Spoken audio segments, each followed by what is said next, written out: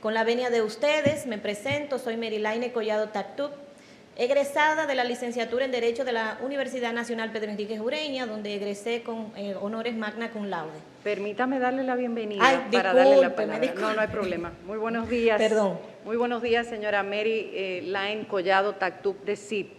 Le damos la bienvenida a esta vista pública para postulantes al Tribunal Constitucional.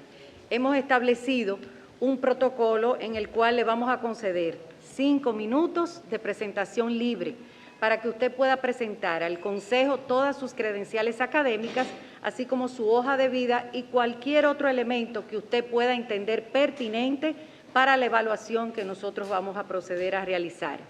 Concluida esta parte, los miembros del Consejo le harán preguntas en un plazo no mayor de 15 minutos. Ahora sí, tiene usted la palabra. Reitero mis disculpas por adelantarme. Buenos días, Merilaine Collado Tactuc. Decía que soy egresada de la licenciatura en Derecho de la Universidad Nacional Pedro Enríquez Ureña con honores magna cum laude. En la Pontificia Universidad Católica Madre y Maestra realicé la maestría en Derecho Empresarial y Legislación Económica.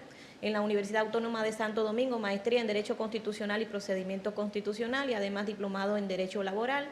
En la Universidad de Castilla-La Mancha, en Toledo, España, especialidad en Interpretación Constitucional.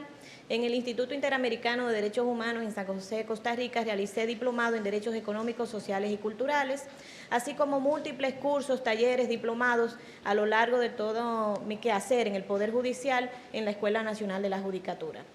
Mi vida laboral la inicié como licenciada en la oficina de la licenciada Luz María Duquela, luego pasé a consultora del área de reforma constitucional en la Comisión de Reforma y Modernización del Estado. En este caso estaba asalariada por el Programa de las Naciones Unidas para el Desarrollo. Posteriormente ingresé al Poder Judicial como abogada ayudante y donde he hecho carrera. Participé en el concurso de oposición para jueces de paz y equivalentes y a esos fines ingresé a la Escuela Nacional de la Judicatura. Luego de pasar el programa de formación, entonces fui designada jueza de paz para asuntos municipales en San Carlos.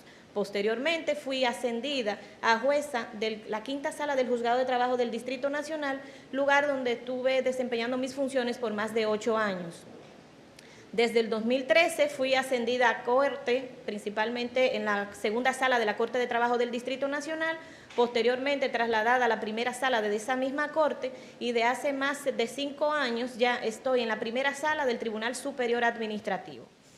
La experiencia que me ha otorgado esas labores en el Tribunal Superior Administrativo me han dotado de conocimiento no solo desde el punto de vista teórico o académico del derecho constitucional y procesal constitucional, sino el día a día y la práctica de mis funciones. ¿Por qué? Porque en este tribunal tengo la oportunidad de trabajar con los derechos fundamentales en las acciones de amparo, sean estas ordinarias, de cumplimiento o colectivos, las medidas cautelares, los recursos contenciosos tributarios o administrativos, y una parte importante de los casos que ha decidido el Tribunal Constitucional precisamente provienen del Tribunal Superior Administrativo, por la envergadura, por la trascendencia, recordando que este tribunal es competente para conocer de todas esas acciones incoadas, no solo contra los órganos y entes de la administración pública, sino contra las cámaras legislativas, contra la Suprema, el Consejo del Poder Judicial, la Junta Central Electoral, es decir, los órganos públicos que tienen incidencia en la vida nacional. Entiendo que mi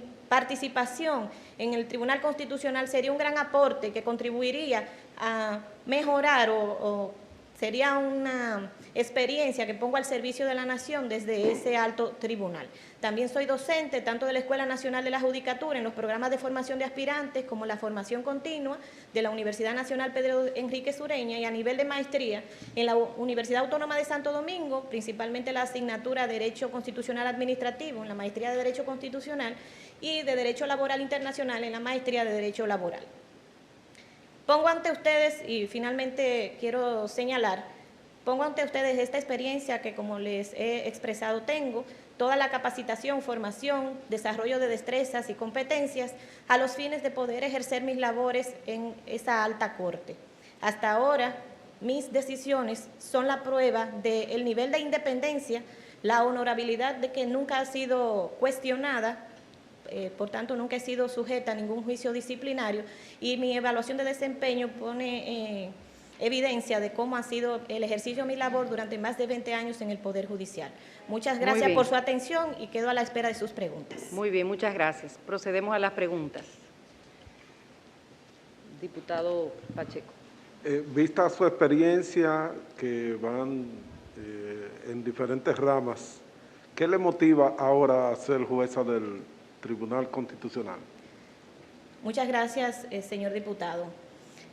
Tengo 20 años en el Poder Judicial.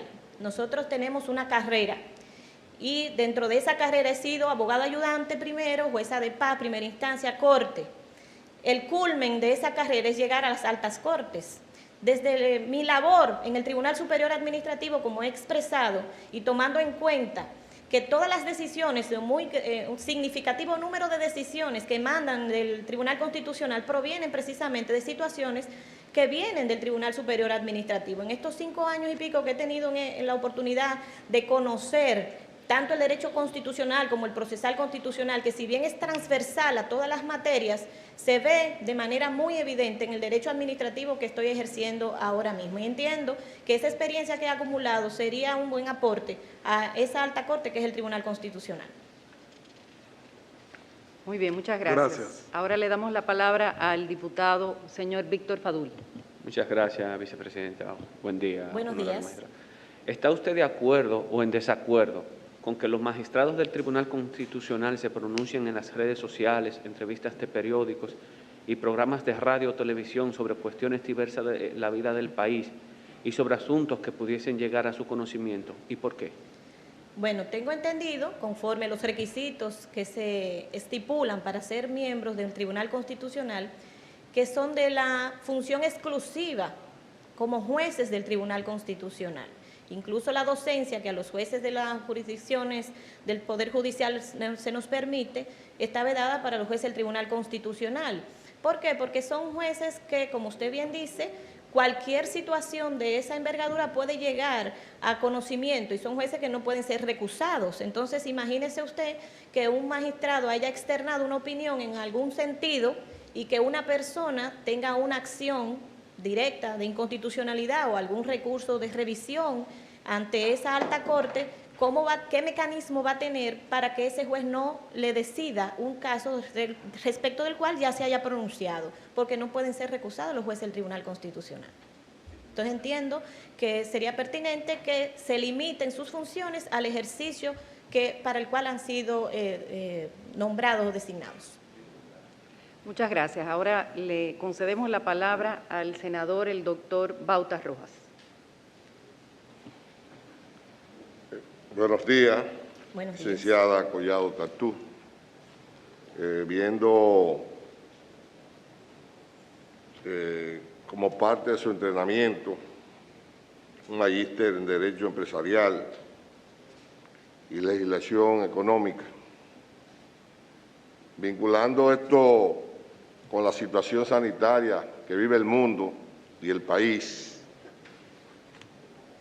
dándole seguimiento a las reiteradas y justas declaraciones de estado de excepción, emergencia en este caso. ¿Entiende usted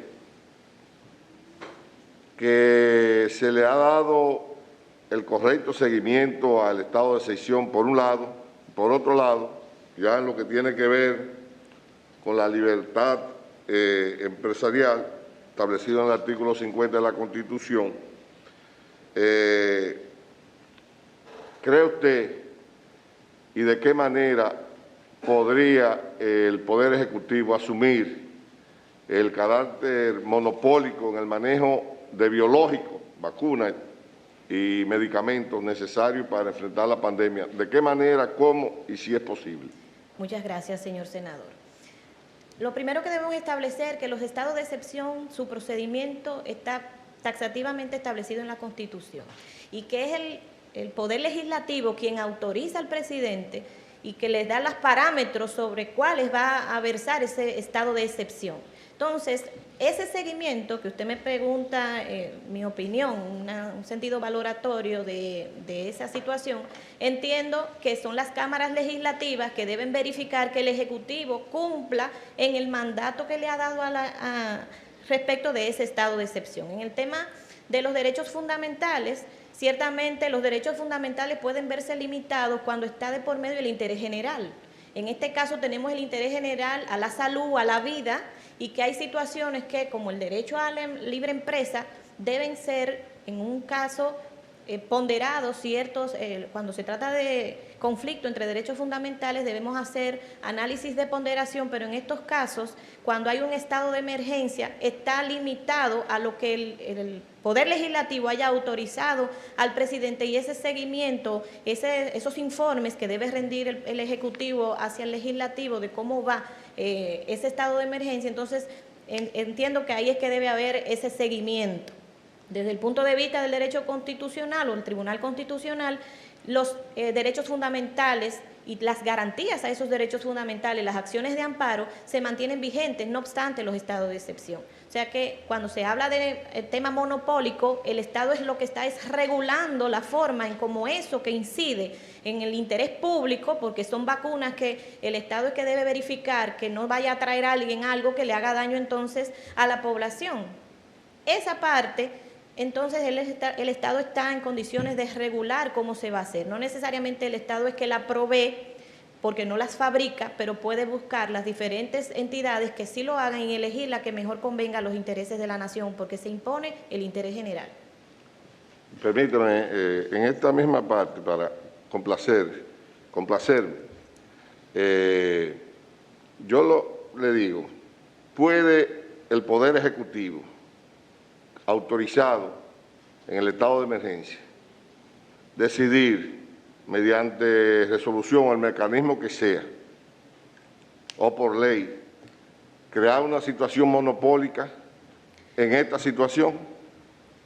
Bueno, tenemos que recordar que tenemos una ley de compras y contrataciones y que hay situaciones en las cuales se declaran procesos de urgencia, y dependiendo de los requisitos que se establecen para esos procesos de urgencia, a veces hay productos que tienen proveedores únicos, y que si X o Y laboratorio es el que produce esa vacuna, no podemos dárselo a quien queramos porque hay un proveedor único en ese tipo de mercancías, y en todo caso verificar cuál es la fiabilidad de ese proveedor. O sea que no solamente nos vamos a verificar el tema constitucional que está en juego, sino que vamos a verificar también los requisitos que deben cumplirse conforme a la ley de compras y contrataciones, y verificar si en ese tipo de mercancías hay proveedores exclusivos. Yo estuve haciendo un curso sobre mejor valor en compras y contrataciones, y cuando estuvimos en la CDC en Atlanta nos decían, es que nosotros cuando necesitamos un microscopio tenemos que dar las especificaciones